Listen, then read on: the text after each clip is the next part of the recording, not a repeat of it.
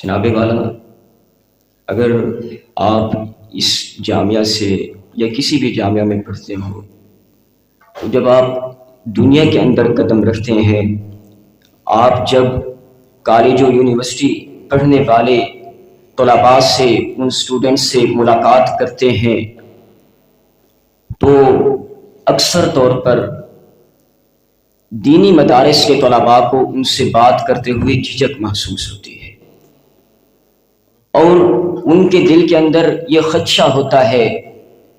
کہ کہیں یہ ہمارے مدارس کے حالات نہ پوچھ لیں کہ آج ہمارے کالج، آج ہماری یونیورسٹیاں، ہمارے سکول اتنے عروج پر ہیں، کیا تمہارے مدارس کا بھی کوئی کردار ہے؟ کیا علوم کے اندر تمہارے مدارس ہماری کالج و یونیورسٹیوں سے آگے بھی بڑھے ہیں؟ تو اس ڈر اور خوف کی بنا پر پہلے تو انسان دینی مدرسے میں پڑھنے والا شخص ان سے ملاقات کرتے ہوئے کتراتا ہے، اگر ملاقات کرے بھی صحیح تو پھر اسے بڑی جھجک محسوس ہوتی ہے، کھل کر اس سے بات نہیں کر سکتا۔ تو اس حوالے سے چند گزارشات عرض کرنا چاہوں گا کہ آپ اپنے مدارس کی تاریخ پڑھیں، اپنے اسلاف کی تاریخ پڑھیں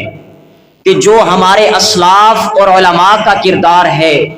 جو دینی مدارس نے اس دنیا کے اندر کارنامہ سر انجام دیا ہے، اس کی تاریخ میں کوئی مثال نہیں ملتی۔ زیادہ پیچھے نہ جائیں، قریب ہی کے دور میں دیکھیں کہ جس وقت برے صغیر پر انگریزوں نے تسلط حاصل کیا، تو تسلط حاصل کرنے کے بعد سب سے پہلے انہوں نے وہاں کے نظام تعلیم کو اپنا مطمع نظر بنایا، کیونکہ وہ جانتے تھے کہ جب تک ان کے نظام تعلیم کو نہیں بدلا جائے گا تب تک ان کے ذہنوں پر ہم قابو نہیں پا سکتے، کیونکہ فاتح اقوام کا یہ دستور ہے کہ وہ اپنی سلطنت اور حکومت کو مضبوط اور مستحکم بنانے کے لیے وہاں کے لوگوں کے قلوب و اذہان کو بدل دیتے ہیں۔ تو اسی دستور کے مطابق انہوں نے بھی وہاں کے نظام تعلیم کو بدلا، متعدد ماہرین تعلیم انگریز لوگ مختلف تبدیلیاں کرتے رہے، پھر جس کا نتیجہ یہ نکلا کہ اس نئی تعلیم کے اثر کی وجہ سے معاشرے کے اندر بد اخلاقی پیدا ہو گئی، معصیت اور دیگر جرائم یہ معاشرے کا جز بن گئے، اور اسی طرح پھر شکم پروری، عیش و عشرت یہ لوگوں کا مطمع نظر بن گئی، اور یہاں تک کہ انسان کی قوت ایمانی بھی کمزور ہو گئی، اور مغربیت یہ اپنی پوری تمام طاغوتی قوتوں کے ساتھ ہم پر مسلط ہو گئی۔ لیکن اسلام کی یہ ایک معجزانہ شان تھی کہ اس پرفتن دور کے اندر، اس تاریخ ماحول کے اندر اللہ رب العزت نے مولانا محمد علی جوہر، شاعر مشرق ڈاکٹر علامہ محمد اقبال، قائد اعظم محمد علی جناح جیسی عظیم شخصیات پیدا فرمائیں،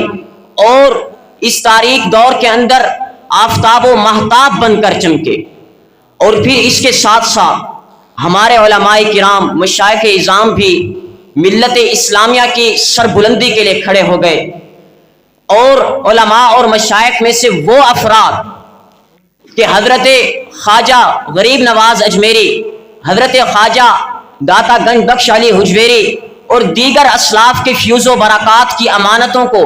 اپنے سینوں میں لیے ہوئے تھے، تو وہ بھی ملت اسلامیہ کی سربلندی کی خاطر اٹھ کھڑے ہوئے اور ملت اسلامیہ کا دستے بازو بنے، اور برے صغیر کے اندر ملک میں گوشے گوشے پر انہوں نے اپنے اسلاف کے نقش قدم پر، ان کے طریقے پر خانقاہوں کو قائم کیا، اور اسی طرح مدارس کا بھی قیام جاری کیا۔ سب سے پہلے یہاں پر میں اس بات کی وضاحت کو بھی ضروری سمجھوں گا کہ مدارس یہ کوئی بلڈنگوں اور یہ اینٹوں کی عمارتوں کا نام نہیں ہے، بلکہ ہر وہ جگہ مدرسہ ہے جہاں پر علماء و فضلاء بندگان خدا کی قلوب میں معرفت و عرفان اور علم کا نور پیدا کر دیں، وہ جگہ مدرسہ ہے، ہاں وہ ان کا اپنا مسکن ہو یا پھر مکتب ہو، وہ کوئی مسجد ہو یا پھر کوئی خانقاہ کا حجرہ ہو، یہ تمام مدارس کے زمرے میں آ جاتی ہیں۔ بہرحال اپنی گفتگو کو مختصر کرتے ہوئے اس تعلیم کا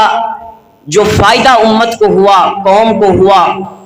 وہ عرض کرتا چلوں کہ جب جگہ جگہ پر مدارس دینیا قائم ہوئے، روحانی مراکز قائم ہوئے، تو پھر اس کا نتیجہ یہ نکلا، اس کا امت کو فائدہ یہ ہوا کہ آج اگر ہمیں ایمان کی دولت نصیب ہوئی ہے تو انہی مدارس کی بدولت۔ آج اگر اسلامی علوم کا احیاء ہے، زندہ ہیں، تو یہ بھی انہی مدارس کی بدولت ہے۔ اگر آج ہمارے دلوں کے اندر جذبہ جہاد بیدار ہے تو وہ بھی انہی مدارس کی بدولت ہے۔ اگر آج معاشرے کے اندر حسن اخلاق اور بد اخلاقی کا معیار قائم ہے تو وہ بھی انہی مدارس کی بدولت ہے۔ اگر آج معاشرے کے اندر خیر اور شر کا امتیاز کیا جاتا ہے تو یہ بھی انہی معاشرے کی بدولت، انہی مدارس کی بدولت ہے۔ تو یہی عرض کرنا چاہوں گا آخر میں کہ آپ اپنے اسلاف کی تاریخ کو پڑھیں، اپنے مدارس کی تاریخ کو پڑھیں کہ ماضی کے اندر ہمارے اسلاف نے، ہمارے ان دینی مدارس نے کیا کیا کارنامے سر انجام دیے ہیں۔ جب آپ اور میں، ہم سب ان چیزوں کا مطالعہ کریں گے تو ہم ان اسٹوڈنٹ لوگوں سے، ان کالج اور یونیورسٹی پڑھنے والوں سے ہم بولتے ہوئے جھجک محسوس نہیں کریں گے۔ اور میں یہ بات بڑی امید سے کہتا ہوں کہ جس وقت ہم اس طرف رجحان دیں گے، اس طرف ہم اپنی توجہ کو مائل کریں گے تو یقیناً وہ پھر ہم سے بولتے ہوئے جھجک محسوس کریں گے۔